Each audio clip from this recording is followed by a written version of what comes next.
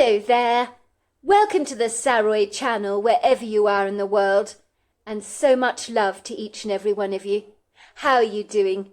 I do hope you're doing marvellously well.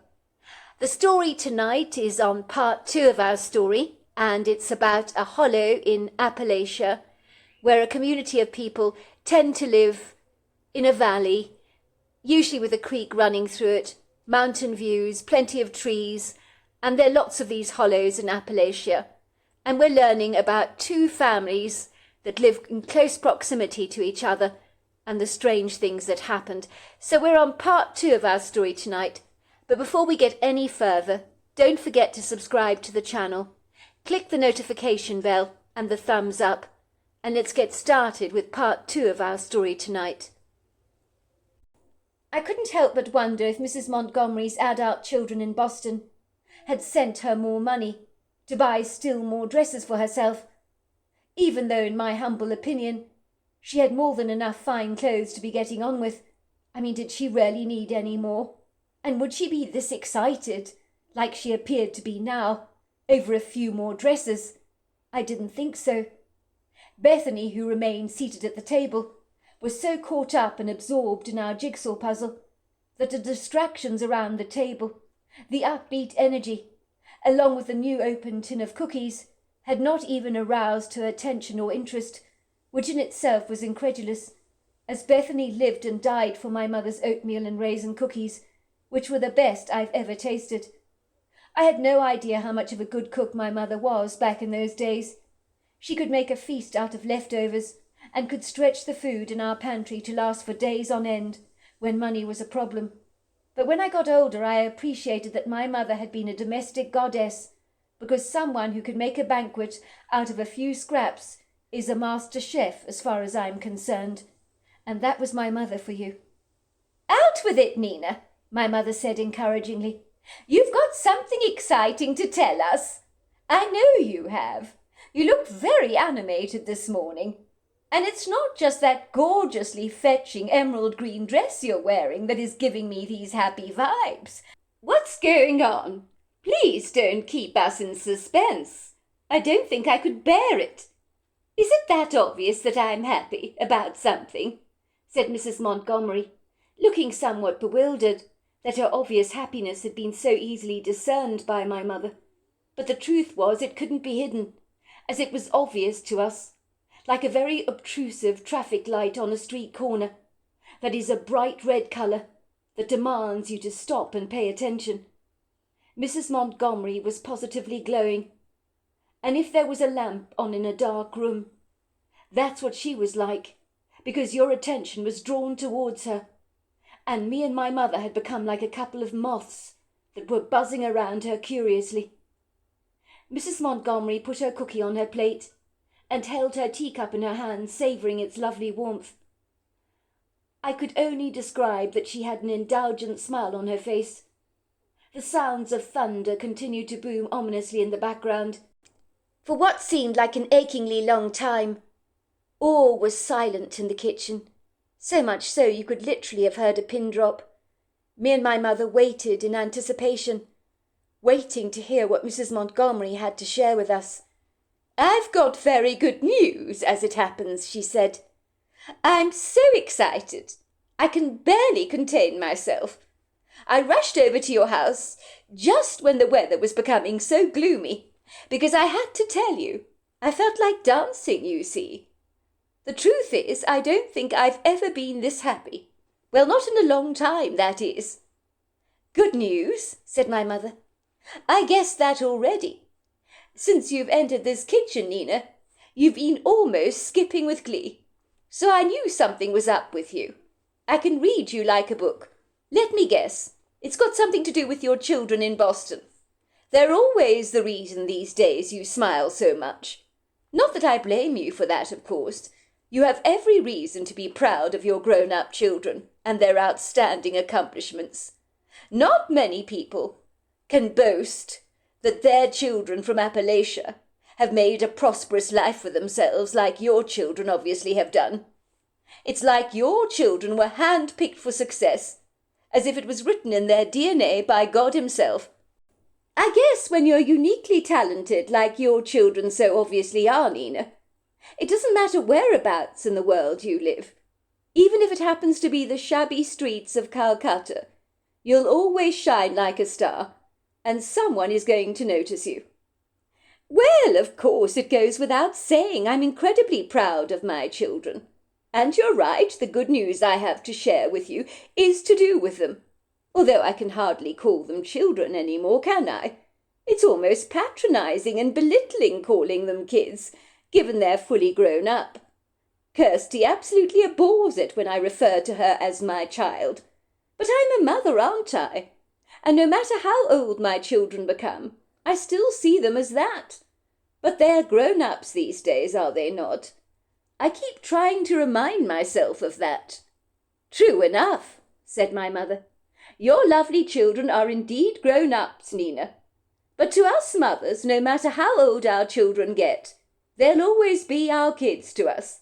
Go on, tell us your good news. I'm champing at the bit to hear it, Nina. And by the looks of things, my son Randall over here is even more enthusiastic about hearing it than I am. So go on, tell us. Mrs. Montgomery needed no further encouragement. She was practically bursting at the seams to tell us why she was so deliriously happy. And if she was offering out her happiness like a packet of Skittles, I certainly wanted plenty of them. Well, as I told you, Kirsty, my daughter, moved into a beautiful apartment in Boston a month ago. She's earning such great money these days, Harriet, you have no idea. Anyway, she masterfully refurbished the whole place with the help of an ingenious, very stylish, highly esteemed interior designer. She's prepared a separate annex for me, with a bedroom and bathroom en suite, a lounge area, and a kitchenette. Just so that I can go over and stay with her whenever I shall choose. And it certainly won't impose on her privacy. Isn't that wonderful news? How lovely, said my mother. No wonder you're so chuffed. I hope you will go up to Boston at some point to take her up on her offer. To stay with her in that plush annex of hers. It'll be the quintessential opportunity to see the sights of that delightful university town. And it's important for you to see your children flourishing in their environment, Nina. I do hope at some point you'll go and visit them. That's just it. Don't you get it, Harriet? That's where I'm going. I'm going to Boston to see my children. I leave first thing in the morning, and I can hardly wait. I'll be staying in Boston for a month. I'm about to see the sights of Boston courtesy of my very generous daughter Kirsty and my wonderful son Tom. I'm so blessed to have such considerate children. You can see how Kirsty has changed my life.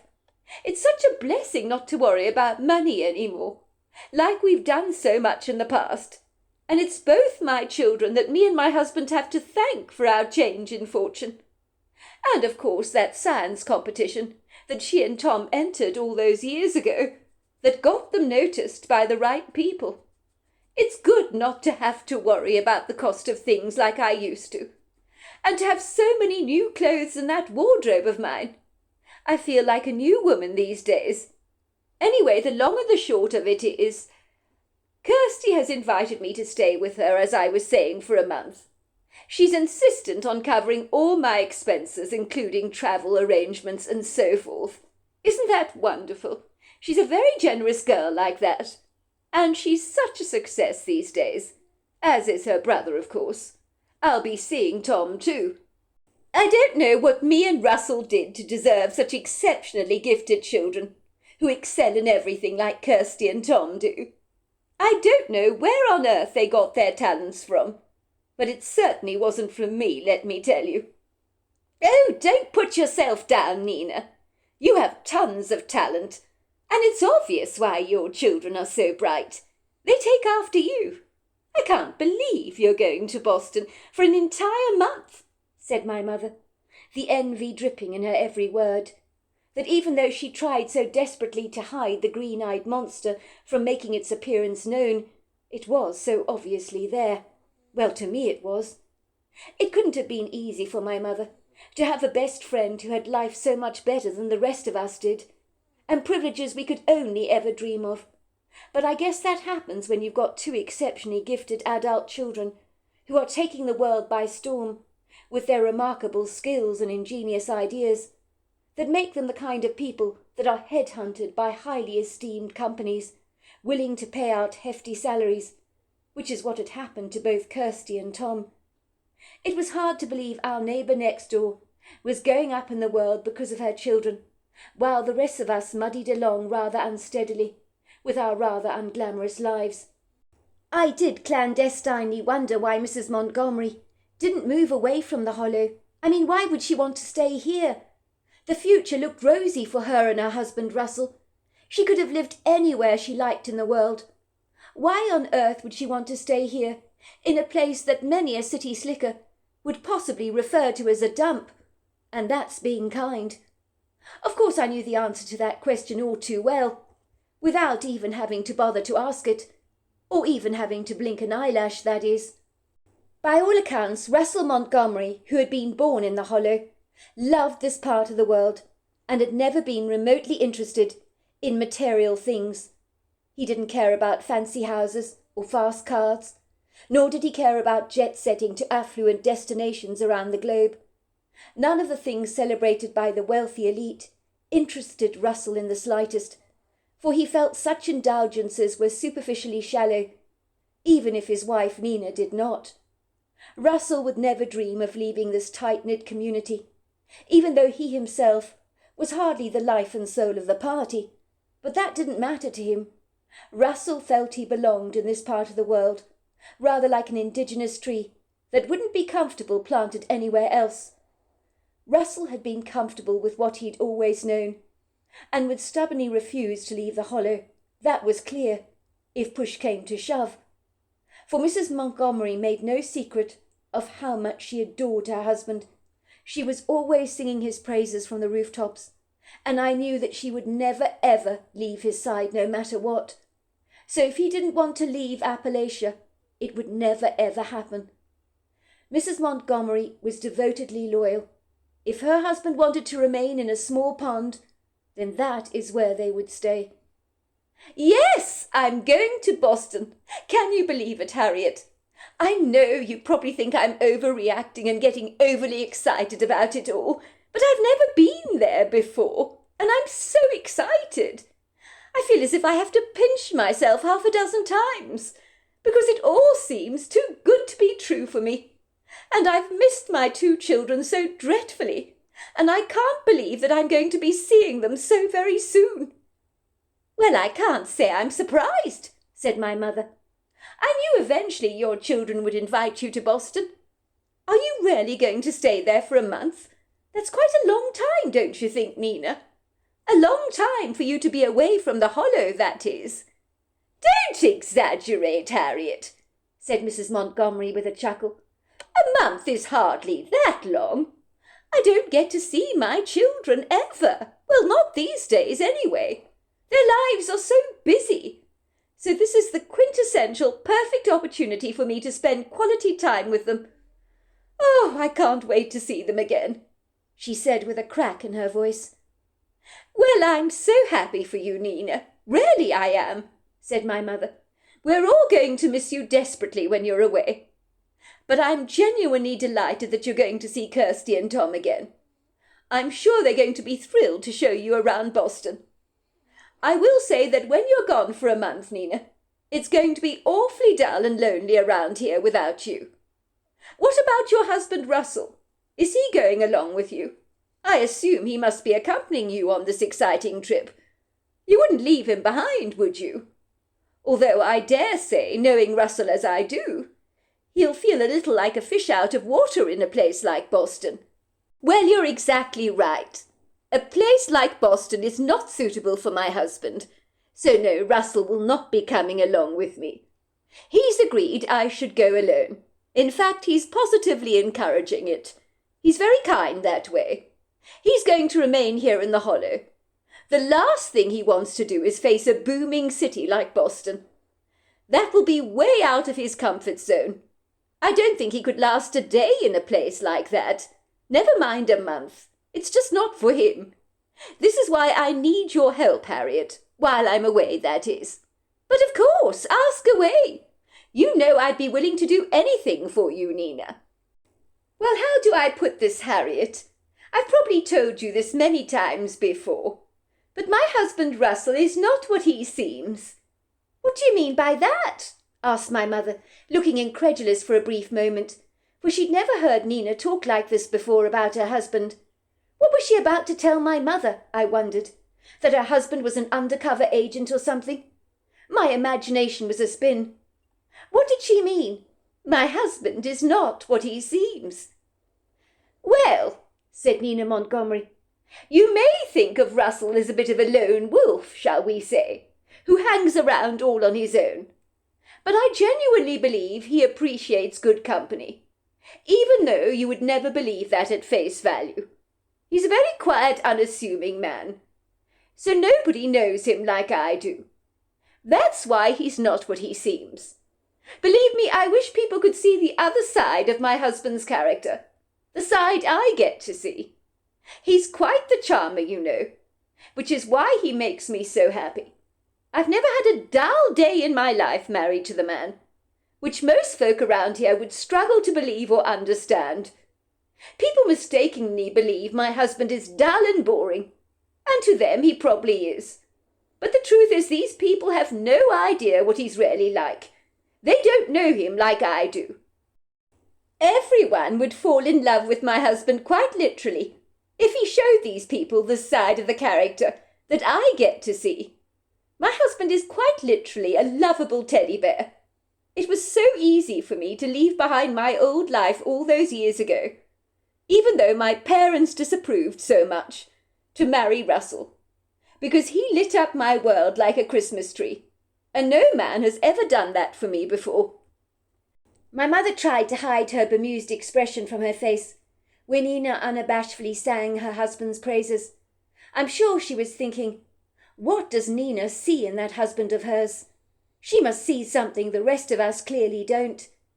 Nina continued, I don't want Russell to get lonely while I'm away, Harriet.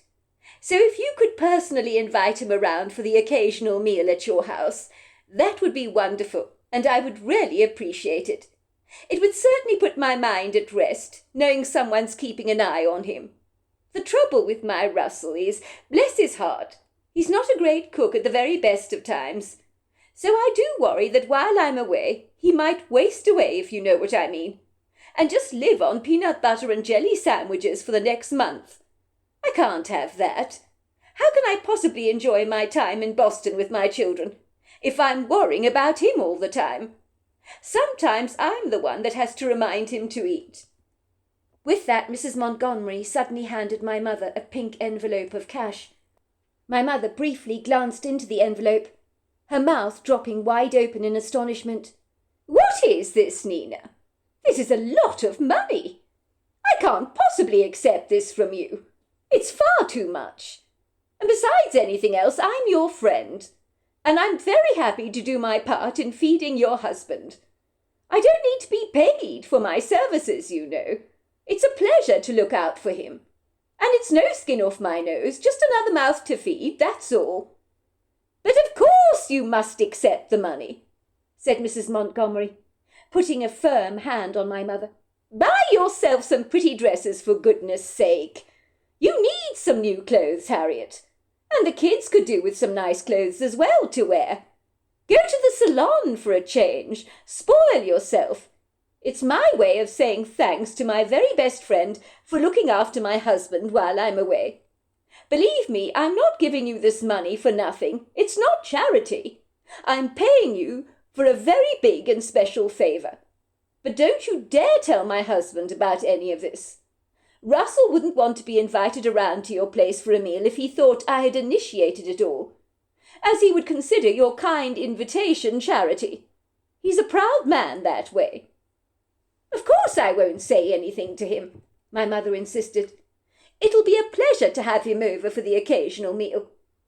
My mother looked so taken aback by the generous amount of cash that she had been plied with, almost as if she was caught up in a surreal moment that seemed too ambiguous to be real, as no one had ever given my mother So much disposable cash before.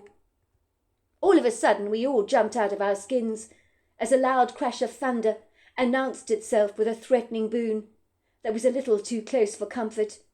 It was followed by a powerful flash of light that lit up the entire kitchen in a second, and then, as we expected, the rain began to pelt down on our roof in sheets, and the sound made me feel comfortably cozy and very secure, as if nothing in the world could possibly hurt us.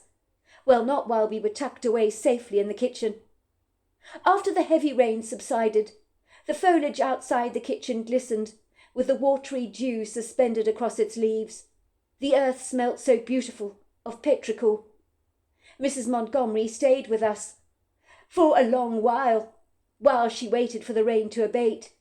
She helped me and my sister Bethany with our puzzle, and I realized she was as sharp as a tack, for she found pieces to fit into odd places with an effortless ease. Was it any wonder her 2 children were so clever? They probably took after her.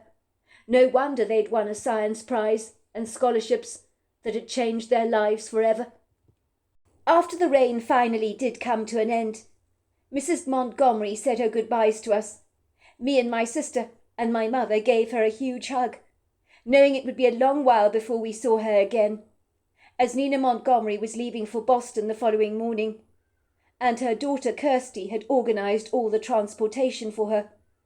Nina went back to her house to feed the chickens and to pack up her suitcase for her trip to Boston.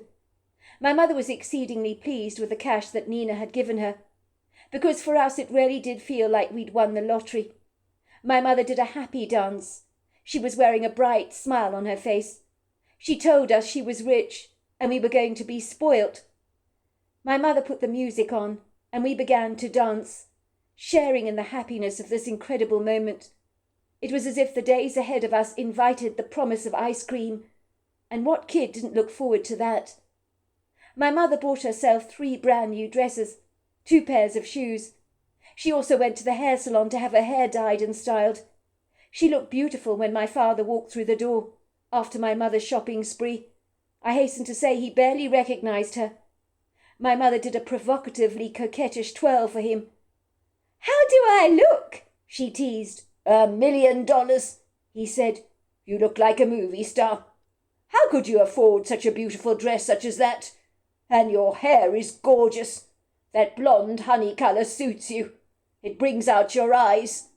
My mother glowed with the compliments my father lavished on her, and told him that Nina had given her a generous amount of money before she left for Boston. My father was so happy that my mother had received a big spoiling for a change, for she sure as hell deserved it. If the truth be told, I think my father found it rather frustrating that he couldn't splash out on my mother extravagantly, as my mother had worn the same old dress to church every Sunday for years, and it was beginning to look a little sad, and the hem had started to fray. Now my mother had 3 new dresses in her wardrobe. I'd never seen her look so thrilled. My mum explained to my father that Mr. Montgomery would be joining us from dinner quite regularly over the next month or so, while Mrs. Montgomery was away spending time with her daughter Kirsty and her son Tom in Boston. "Good Lord," said my father, looking somewhat surprised by my mother's revelations. "Why doesn't Russell go along with her? Surely he'd like to visit his kids in Boston. It would be good for him to get away for a change. I mean, he must be proud of his children's extraordinary accomplishments. Surely. I would have thought he'd want to see Kirsty's new apartment and get a sense of his children's new lives away from Appalachia. If it were my children, I'd be extremely interested to get a bird's-eye view of their glamorous lifestyles. I can't understand why he doesn't want to go along. Is he mad or something? Absolutely not. You know what Russell is like. He doesn't want to go. Nina told me that he's a lone wolf, but then again you know that. He's never been into socializing and that kind of thing. So going to a busy, bustling metropolis like Boston would be like being flung out of his comfort zone. And I'm sure you realize that, sweetheart. Nina says a place like that would swallow him alive. Russell loves Appalachia, and although he visited other parts of America when he was younger, he's set in his ways these days. He feels very much at home here in Appalachia in the Hollow. It's where he feels he belongs. Nina says he loathes big bustling cities, busy places, lots of people. He can't stand any of it. It actually makes him feel claustrophobic, I believe. Russell Montgomery is antisocial by nature, but we all know that. He struggles to interact in our close-knit community. So imagine, sweetheart, how he'd feel in a big suburban city like Boston. I think it would be overwhelming for him. It's like putting a tiny little goldfish into a tank of piranhas and expecting it to survive. It just isn't going to happen. I think Nina is right, leaving him here. Well, you're right, he is a bit of a lone wolf, my father agreed. He hasn't exactly got an outgoing personality at the best of times. The man keeps himself to himself, so hanging around a big buzzing city like Boston would probably be too much for him. Still, I can't help but think it's an awful pity he can't accompany his wife on a trip like this, even if it was only for a day or so. From our perspective, however, I think it's going to be extremely awkward having him over to dinner occasionally, without Nina Montgomery around. That man is extremely quiet and unassuming. But when Nina is here, she's the centre of attention. Riveting company she is. Makes us all laugh. But I hate to say this to you, love. Russell Montgomery, well, he's a bit of a bore. Of course he's a bore, love. I know that as well. But Nina reckons she hasn't had a dull day in her life married to him. She insists there's another side to his character that we know nothing about. Although I can't see it myself, and I'm very doubtful about it. But they do say that beauty is in the eye of the beholder, do they not? They do indeed, my father agreed. I promised Nina that I would look out for Russell while she was away. Keep an eye on him, so to speak. Invite him over to dinner regularly. She's worried that if her husband doesn't cook, he might waste away, get far too thin. He's not particularly food-minded, you know. He needs to be encouraged to eat. She reckons without our intervention and supervision, Russell will be eating peanut butter and jelly sandwiches until she gets back, and she doesn't want that happening. Nothing wrong with a good peanut butter and jelly sandwich, said my father approvingly. I'll have you know you can be sustained on peanut butter for a lifetime. I'm quite sure if he lived on that, he'd do just fine. That's not the point, love. I certainly wouldn't feel good thinking my next-door neighbour hasn't enjoyed a good sit-down meal while his wife was away in Boston. It wouldn't sit right with me, and I'd feel like a dreadful, very inconsiderate neighbour. You don't mind, do you, if Russell has dinner with us from time to time? I mean to be fair on Nina, Rolf. She's given me a whopping amount of money to take care of her husband for her, even though I would have done it in a heartbeat without her paying me for the privilege. Anything for you, love, said my father, sweeping my mother tenderly into his arms and twisting her around so that the plumage of her beautiful dress rose up above her knees in a ballerinic twirl. You know me. It's impossible to refuse you anything. That's what I hoped you would say, sweetheart, said my mother, cupping my father's face in her hands adoringly. That's why I love you so much, Rolf. She planted a kiss on his lips. You're like putty in my hands, nice and malleable, just the way I like you to be. Enough of that talk, said my father, tapping my mother mischievously on the backside, while my mother let out a girlish giggle. My parents were incorrigible like that. They may have been grown-ups, but sometimes they didn't act like they were. I don't know how much money Nina Montgomery had given my mother, but it was generous, and I don't say that lightly, for it was during that month I think we all felt like millionaires, almost as if the heavens had opened up for us, and manna had dropped down upon us so serendipitously, as if God himself had singled us out for divine favour. My mother bought my father a couple more shirts and trousers, along with a badger's hair shaving brush, which my father absolutely loved. My father liked being clean-shaven, unlike most of the men in Appalachia, that sported some impressive beards and moustaches. But my father hated facial hair of any kind, and when he did try to grow a beard, it was pitiful to say the very least. My mother bought me some clothes and shoes that were considered very trendy at the time, and many of my younger friends were envious with how well kitted out I was, when some of them were wearing hand-me-downs from older siblings. I remember feeling as proud as Punch. I knew I looked good. My sister Bethany had 3 new pretty dresses added to her wardrobe, courtesy of my mother's windfall from Mrs. Montgomery, and my father said she looked like a princess. I, on the other hand, never saw my sister in that way before. She was just my rough-and-tumble sister, that sometimes I forgot was a girl. The great thing about Bethany was she was willing to play boys' games, climb trees with me, and race around the countryside with me. So I genuinely felt that I had a brother. But when my sister paraded around in those pretty dresses, I was reminded that actually my sister was a girl, and that revelation was somewhat disconcerting.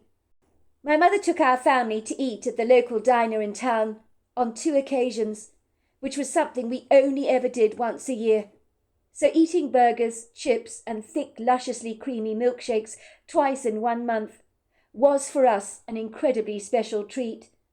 If that wasn't enough spoiling for us, my mother took me and my sister out for ice cream 6 times that month. If this is what it felt like to be rich, then I was on board with the idea of having a lot more money, as all that ice cream, back in those days, was one hell of a dreamy treat. As living in a hollow, we certainly appreciated everything, never taking anything for granted, like rich people invariably do today.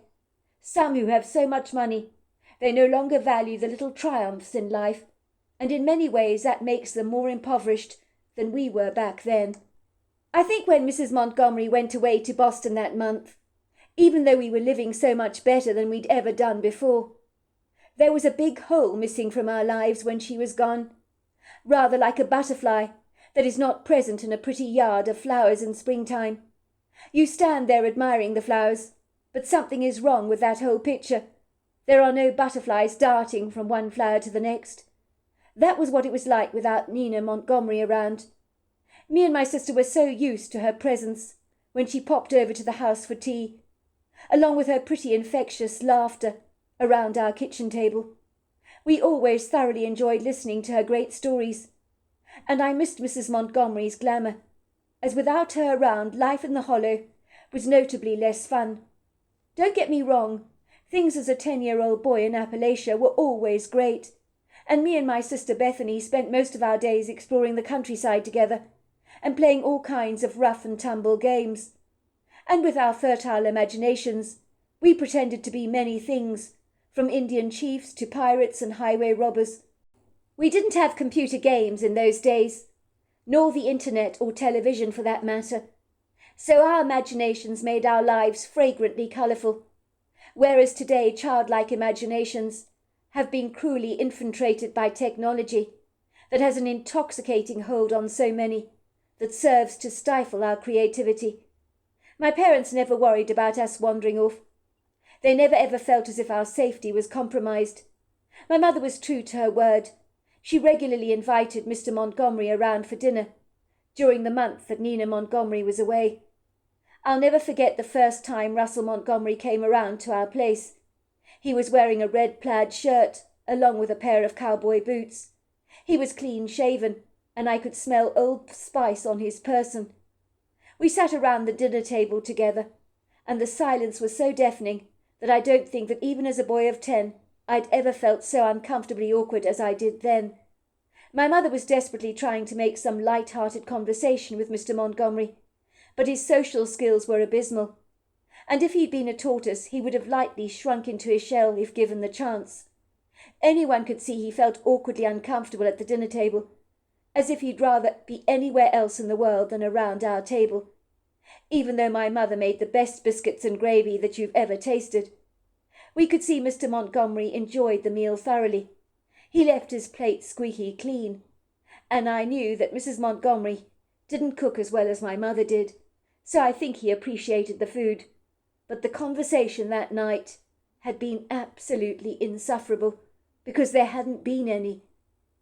"So how has it been for you, Russell, while Nina's been away?" my mother asked him. "Sorry, stupid question to ask." It must be extremely tough for you without Nina around. But I'm sure she's having a great time in Boston, seeing Kirsty and Tom." "I'm managing," said Mr. Montgomery with a grumble that was barely discernible. So there we are. That is the end of part 2. Part 3 is tomorrow night. I look forward to you joining me then. Until next time, goodbye and good night.